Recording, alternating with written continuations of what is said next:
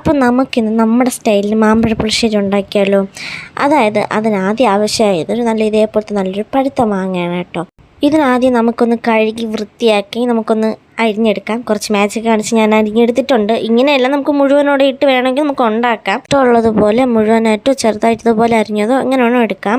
എന്നിട്ട് നമുക്കൊരു മറ്റൊരു പാത്രത്തിൽ കുറച്ച് വെള്ളം വെച്ചതിന് ശേഷം ആവശ്യത്തിന് മധുരത്തിന് ശർക്കര ഇട്ട് കൊടുക്കാം. അത് അവിടെ നലിയട്ടെ. അപ്പം നമുക്ക് വേറൊരു പാത്രത്തിൽ ഇതേപോലെ ആവശ്യത്തിന് വെള്ളം എടുത്ത് മാങ്ങ ഇതുപോലെ ഇട്ട് നമുക്കൊന്ന് തിളപ്പിച്ചെടുക്കാം. ആവശ്യത്തിന് ഉപ്പിടണം കേട്ടോ. ഉപ്പിട്ടത് ഇതുപോലെ ഒന്ന് തിളച്ച് വരട്ടെ. അങ്ങനെ തിളച്ച് വരുമ്പോൾ ശകലം നെയ്യ് നമുക്കതിലേക്കൊന്ന് ഇട്ട് കൊടുക്കാം. എന്നിട്ട് നമുക്കൊന്ന് കുറച്ചൊന്ന് തിളയ്ക്കാൻ വെച്ചതിന് ശേഷം നമ്മൾ ഉരുക്കി വച്ചിരിക്കുന്ന ശർക്കര നമുക്കതിലേക്ക് ചേർത്ത് കൊടുക്കാം. ശർക്കര അരിച്ച് വേണം എടുക്കാൻ. നമുക്കതിലേക്ക് ഒഴിച്ചു കൊടുക്കാം. നമുക്ക് ഇതിൻ്റെ അരപ്പൊന്ന് തയ്യാറാക്കണം. അതിന് നമുക്കൊരു ജാറിൽ ഒരു പിടി തേങ്ങ ഇട്ട് കൊടുക്കുക. ആവശ്യത്തിന് തൈര്, പുളിപ്പില്ലാത്ത തൈര്, പിന്നെ 1/4 ടീസ്പൂൺ മഞ്ഞൾപ്പൊടി, 1/4 ടീസ്പൂൺ മുളക് പൊടി, ഇത്ര മാത്രം മതി. എന്നിട്ട് നമുക്കൊന്ന് അരച്ചത് ഇതേപോലെ വെണ്ണ പോലെ അരച്ചെടുക്കണം. നമുക്ക് ഇതൊന്ന് മാറ്റി വയ്ക്കാം. ഇനി നമ്മൾ ശർക്കരയൊക്കെ ഒഴിച്ച മാങ്ങയിൽ നമുക്കൊന്ന് ശകലം ഒന്ന് ഇളക്കിയൊക്കെ കൊടുത്തതിന് ശേഷം നമുക്കിനി അടുത്ത് ചെയ്യാനുള്ളതെന്ന് പറഞ്ഞാൽ ഈ അരപ്പൊന്ന് അതിലേക്ക് ഒഴിച്ചു കൊടുക്കാം. ഇത് നന്നായിട്ട് നമുക്കൊന്ന് ഇളക്കി കൊടുക്കണം. അതിനൊരു 2-3 മിനിറ്റ് അവിടെ നിന്ന് വേവട്ടെ.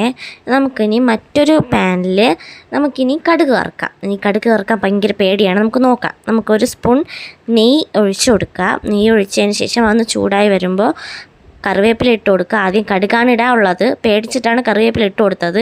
കറിവേപ്പിലയും ഉലുവയും കടുകും ആദ്യം ഇട്ട് കൊടുക്കുക. എന്നിട്ട് അതിലേക്ക് നമുക്കൊരു ചെറിയൊരു വറ്റൽ മുളക് 1-2 നമുക്ക് ഇട്ട് കൊടുക്കാം. ഇട്ട് കൊടുത്തതിന് ശേഷം തിളച്ചുകൊണ്ടിരിക്കുന്ന മാങ്ങയിലേക്ക് നമുക്കിത് ഒഴിച്ചു കൊടുക്കാം. ഇത് നമുക്കൊന്ന് നന്നായിട്ടൊന്ന് ഇളക്കി കൊടുക്കാം കേട്ടോ. ഞാൻ രണ്ടാമത് ഉപ്പിടാൻ മറന്നു കേട്ടോ. അപ്പോൾ രണ്ടാമത് നമുക്ക് ഉപ്പിട്ട് കൊടുക്കാം. ഉപ്പ് നോക്കിയതിന് ശേഷം എന്നിട്ട് അത് തിളച്ച് വരുന്നുണ്ട്. അപ്പോൾ നമുക്ക് നമ്മുടെ മാമ്പഴ പുളിശ്ശേരി റെഡിയായോ നോക്കാം. ഇത് ഞാൻ ആദ്യമായിട്ടൊന്നുമല്ല ഉണ്ടാക്കുന്നത്, 2-3 വട്ടമായി. എന്നാലും ഓരോ ദിവസം നമ്മൾ ഉണ്ടാക്കുമ്പോഴും നമുക്ക് ആകാംക്ഷ കൂടുമല്ലോ. അപ്പോൾ ടേസ്റ്റ് അടിപൊളിയാണ്. അപ്പോൾ നിങ്ങളൊന്ന് ട്രൈ ചെയ്ത് നോക്കൂ. അപ്പോൾ അടുത്ത വീഡിയോയിൽ കാണാം. ബൈ.